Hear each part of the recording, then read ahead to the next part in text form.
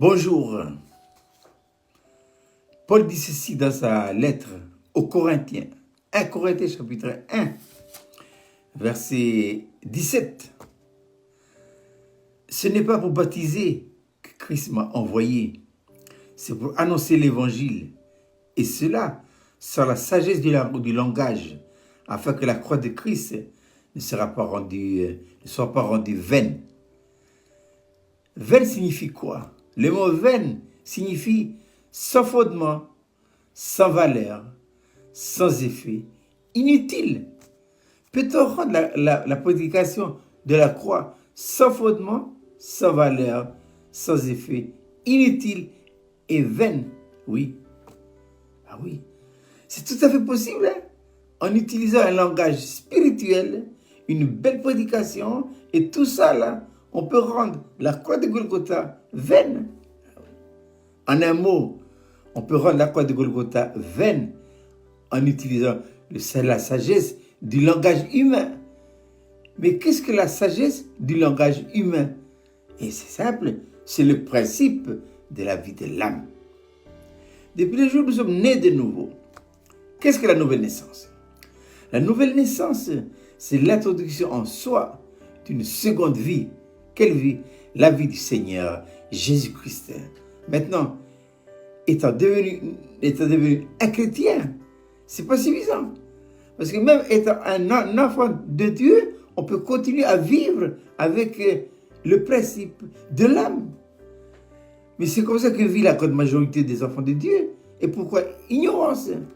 Il y a deux points qui caractérisent l'enfant de Dieu. Les enfants de Dieu, c'est quoi? C'est l'ignorance et l'incrédulité. C'est pourquoi, dans les 4 disciplines, le Seigneur a mis en place la première. Ah ouais.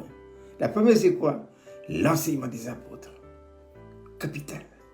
Le reste dépend de ça. Et le Seigneur Jésus-Christ, avant de partir, il a donné les deux conseils qu'il a donnés à ses disciples. 1. Faire de toutes les nations des disciples, des enfants de Dieu disciplinés. On ne fait pas n'importe quoi dans l'église.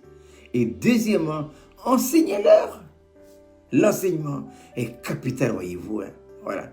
Parce que sinon, quel est le problème? Le problème, c'est que malgré la puissance et la dynamique de la croix, on l'amène avec quoi? Avec un principe de vie que Dieu ne peut pas accepter. Que Dieu a condamné à la croix de Golgotha, le principe de l'âme. Voilà. Donc, pour que la croix ne soit pas rendue vaine, c'est facile à faire maintenant. La déduction, c'est qu'il faut l'amener avec quel principe? Le principe de la croix. Mais qu'est-ce que la croix en tant que principe? C'est un principe de vie qui donne à Dieu, justement, la possibilité de vivre sa vie en vous et en moi, de telle manière que, lorsque nous amenons la prédication de la croix, on amène par quoi? À la vie. Quelle vie? La vie nouvelle. Qu'est-ce qu'un chrétien? Un chrétien, c'est quelqu'un qui a changé de principe, c'est tout. Avant, je vivais avec le principe de l'âme. Maintenant, je vis avec le principe de la croix. Donc, une nouvelle vie. Et les lois de ce nouveau principe-là se trouvent où ça? Se trouvent dans l'évangile. Déjà, ces lois-là, vous ne pouvez pas les trouver ailleurs que dans l'évangile. Déjà, voilà. Donc, je répète cette exhortation et cet encouragement, mais également cette mise en garde que ça nous donne ce matin. Attention, hein. Paul dit, je n'ai pas été envoyé pour baptiser. Non.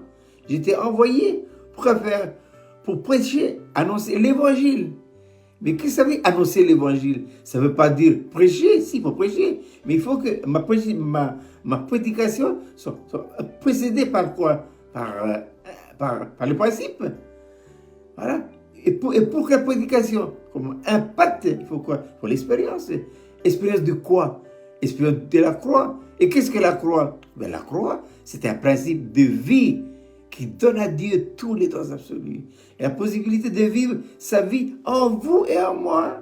Et ça, là, tout le monde peut le faire. Hein? Il n'y a pas que le pasteur ou un prédicateur qui va le faire. Même vous, mais nous tous, hein, en tant qu'enfants de Dieu, il faut maintenant, dès maintenant, changer de principe. Finissons-en une bonne fois pour toutes avec le principe de l'âme et prenons comme principe nouveau ce principe de la croix. Voilà. Donc, il ne me reste plus qu'à vous souhaiter de passer une agréable journée. Et si vous voulez que votre journée soit agréable, qu'est-ce qu'il faut faire? Vivez votre journée avec le principe de la croix, afin de ne pas rendre la prédication de la croix vaine, inutile, sans valeur et sans fondement. À bientôt pour une prochaine vidéo.